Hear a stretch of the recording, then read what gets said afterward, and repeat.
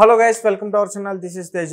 ప్రస్తుతం మనతో పాటు TDP spokesperson doctor A S Rao garu ఉన్నారు. నమస్తే సార్.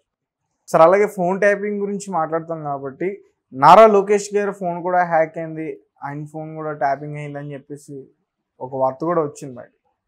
డైరెక్ట్ యాపిల్ వాళ్ళే పంపించారు మెయిల్ అని చెప్పి. ఫోన్ ట్యాపింగ్ వ్యవహారం అనేది ఇక్కడ తెలంగాణలో ఏ విధంగా చేశారు, ఆంధ్రాలో కొంతమంది వీళ్ళకి అనుకూలంగా ఉన్న నాయకులు ఈ టెక్నాలజీ ఉపయోగించి చాలామంది ప్రతిపక్ష నాయకుల యొక్క ఫోన్ ట్యాపింగ్, ముఖ్యమైనటువంటి వ్యక్తుల ఫోన్ ట్యాపింగ్ చేసి ప్రయత్నం చేశారు కూడా. స్వయంగా యాపిల్ సంస్థనే లోకేష్ గారి ఫోన్ హ్యాక్ అవుతుంది, ట్రాప్ అవుతుందని చెప్పేసి, ట్యాపింగ్ అవుతుందని చెప్పి చెప్పారు. దీని విషయం చూడండి మీరు. ఏ విధంగా ఈ తెలుగు రాష్ట్రాలలో వ్యక్తిగత స్వేచ్ఛను హరించే ప్రయత్నం చేస్తుంది, ప్రజాస్వామ్యం ఖూనీ అవుతుంది. ఇక్కడ ఈ ప్రజలు కూడా గమనిస్తుండ్రు. రేపు ఇంకో నెల అయితే ఎలక్షన్ వస్తుంది. ఆ తర్వాత జగన్మోహన్ రెడ్డికి తగిన శాస్తి చెప్పడం జరుగుతుంది. ఎన్ని కుంభకోణాలు చేస్తాడు, ఎన్ని అరాచకాలకు ఆయన తెరలేపాడు, ఖచ్చితంగా దానికి అన్నిటి కూడా జగన్మోహన్ రెడ్డిని శిక్షించక తప్పదు. అంటే ఖచ్చితంగా టీడీపీ పార్టీయే వస్తుందా? జగన్మోహన్ రెడ్డిని శిక్షించడం తప్పదు అంటున్నారు. ఇప్పుడు చూడండి, అక్కడ నడుస్తున్నటువంటి 5 సంవత్సరాల అరాచక ప్రభుత్వం 14 లక్షల కోట్ల రూపాయలు అప్పు చేసి ఒక రూపాయి కూడా అప్పు పుట్టదు, నీకు అప్పు ఇచ్చే ప్రసక్తి లేదని ఆర్బీఐ నిరాకరించింది. రేపు అప్పు చేస్తేనే కానీ జీతపక్షాలు ఇచ్చే పరిస్థితి లేదు. ఇక వాని సంక్షేమ పథకాలు, వాని అన్ని సురక్షిత పథకాలు, ఆ పథకాలు అమలు కాదు కదా, ఆచరణ మనం ఆలోచన కూడా దూరం అయిపోయింది. అలాంటి పరిస్థితి ఉంది ఇప్పుడు. మళ్ళీ ఇప్పుడు జగన్మోహన్ రెడ్డి వస్తే ప్రభుత్వ భూములు కూడా కుదబెట్టాడు, సచివాలయాన్ని కూడా కుదబెట్టాడు. రేపు వ్యక్తిగతంగా కొనుగోలు చేసినటువంటి భూమిని కూడా అమ్మేయడం జరుగుతుంది, కుదవబెట్టడం జరుగుతుంది. అంటే మన వ్యక్తిగతంగా మన అవసరం గురించి కొనుక్కుంటాం, అవసరం గురించి అమ్ముకుంటాం. ఆ స్వేచ్ఛ లేకుండా ఆ స్వేచ్ఛ హరించే ప్రయత్నం కూడా చేస్తున్నాడు జగన్మోహన్ రెడ్డి. ఈ కుట్రకు ఛాన్స్ ఇవ్వద్దంటే ఖచ్చితంగా జగన్మోహన్ రెడ్డికి ఇంటికి పంపాలా, ఆ ఇంటి నుంచి జైలుకు పంపే కార్యక్రమం అనేది తెలుగుదేశం పార్టీ ఖచ్చితంగా చేస్తుంది. ఒకవేళ అలా చేస్తే మరి కక్ష రాజకీయం అంటారు కదా సార్ ప్రజలు, మరి ఎలా చేస్తే టీడీపీ ప్రభుత్వం వచ్చిన తర్వాత జగన్మోహన్ రెడ్డి గారిని ఖచ్చితంగా జైలుకు పంపించే అవకాశం చేస్తుంది అని చెప్పేసి మీరు అన్నారు. అట్లా చేస్తే అది కక్ష రాజకీయం అవుతుంది కదా. నువ్వు నేరస్తుడు ఉండాల్సింది ఎక్కడ జైల్లో కదా, నేరస్తుడు ఉండాల్సింది జైల్లో కాబట్టి జైలుకు పంపిస్తున్నావు. ఇప్పుడు ఏమైపోయింది, రకరకాల వ్యవస్థలను మేనేజ్ చేసి బెయిల్ మీద సుదీర్ఘంగా బెయిల్ పై నుండి నువ్వు జైలుకు పోవట్లేదు. నీ బెయిల్ రద్దు అయిన తర్వాత నువ్వు పోవాల్సింది జైలుకే కదా. ఖచ్చితంగా అధికారంలోకి రాగానే నీ బెయిల్ రద్దు చేయమని సుప్రీంకోర్టుకి అర్జీ పెడతాం, ఖచ్చితంగా బెయిల్ రద్దు చేస్తాం కూడా. Okay, right sir. అలాగే బీసీవై పార్టీ నుంచి ఒక ప్రియా సింగ్, ఒక బిగ్ బాస్ నటి, ఒక ఆమె ట్రాన్స్జెండర్ కూడా, ఆమె కూడా పోటీ చేస్తుంది. సో దాని గురించి ఏం చెప్తారు? పిఠాపురం నుంచి ఆమె పోటీ చేస్తుంది. సో అక్కడ ఆల్రెడీ పవన్ కళ్యాణ్ గారు పోటీ చేస్తున్నారు కూటమితో, వంగగీత గారు వైఎస్ఆర్సీపీ పార్టీ నుంచి పోటీ చేస్తున్నారు. వాళ్ళిద్దరి మధ్యన ఒక ట్రాన్స్జెండర్ని ఎందుకు పెట్టారు? ఇగో ఇవన్నీ రకరకాల వ్యక్తులు పని ఒక అపహాస్యం చేయాలని. ఎందుకంటే రాజ్యాంగం ట్రాన్స్జెండర్లకు కూడా ఎలక్షన్ పోటీ చేసి అధికారం కల్పించింది. అట్లాంటప్పుడు వాళ్ళని అపహాస్యం చేయడం కూడా నేరమే, ఇంటెన్షనల్ అపహాస్యం. ఎందుకంటే రాజ్యాంగం వాళ్ళకి హక్కు కల్పించినప్పుడు ఖచ్చితంగా పోటీ ఎవరైనా చేయవచ్చు, దానికి మనం వద్దనేది ఉండదు. కాకపోతే ఖచ్చితంగా ట్రాన్స్జెండర్ ఆ యొక్క నియోజకవర్గంలో పోటీ చేయడంలో మర్మం ఏందనేది తర్వాత ప్రజలకు తెలిసిపోతుంది. తర్వాత ప్రజలు సరైన బుద్ధి చెప్పడం కూడా జరుగుతుంది. అయితే అవినాష్ రెడ్డి అరెస్ట్ చేయడానికి రంగం సిద్ధం చేసింది, కడపకు కేంద్ర బలగాలు దిగుతున్నాయి అని చెప్పేసి ఒక వార్త అయితే వెలుగులోకి వచ్చింది రీసెంట్గా. అలాగే బీజేపీ గవర్నమెంట్ ఇప్పటివరకు కూడా ఎలక్షన్స్ టైంలో చాలామంది పైన, ముఖ్యంగా ఈ రాజకీయ నేతల పైన ఈడీతో దాడులు చేపించిందనే ఒక పుకారు కూడా బయట ఉంది.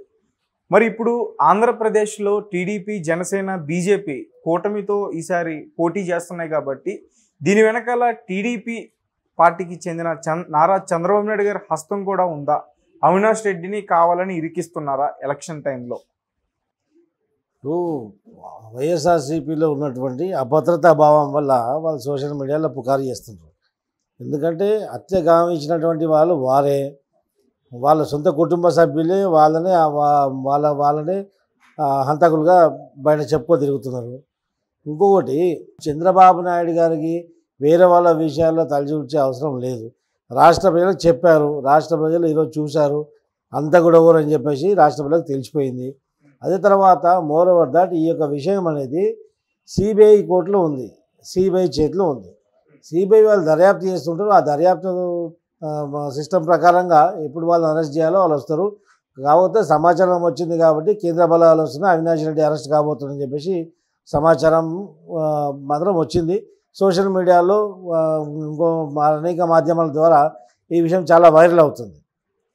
దానికి మేము చేసేది ఏం లేదు, మా ప్రమేయం ఏం లేదు దాంట్లో. ఎందుకంటే చట్టం తన పని తను చేసుకు వెళ్ళిపోతుంటుంది. అదే ప్రక్రియలో ఈరోజు అవినాష్ రెడ్డి పైన అరెస్ట్ వారెంట్ అనేది అరెస్ట్ కావచ్చన్న ఊహాగానాలు ఇప్పుడు వస్తున్నాయి. ఖచ్చితంగా అరెస్ట్ కావాలి, ఆయన అవినాష్ రెడ్డి అరెస్ట్ కావాలా.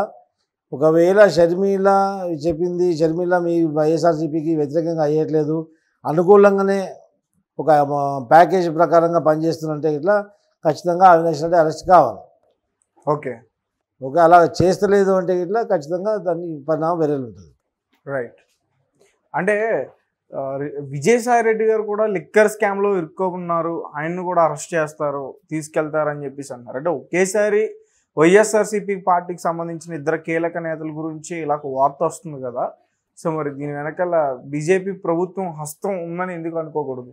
ఇప్పుడు తేజ, బీజేపీ హస్తం అనేది పక్క పెడితే ఇక్కడ తెలంగాణలో మొన్నటిగా పరిపాలించిన దొంగ వాడు లంగా, ఈ దొంగ లంగా ఇద్దరు కలిసి వీడు ఏం చేసినా వాడు అది చేస్తుండు. వీడు ఫోన్ ట్యాపింగ్ పాల్పడతాడు, వాడు ఫోన్ ట్యాపింగ్ పాల్పడతాడు.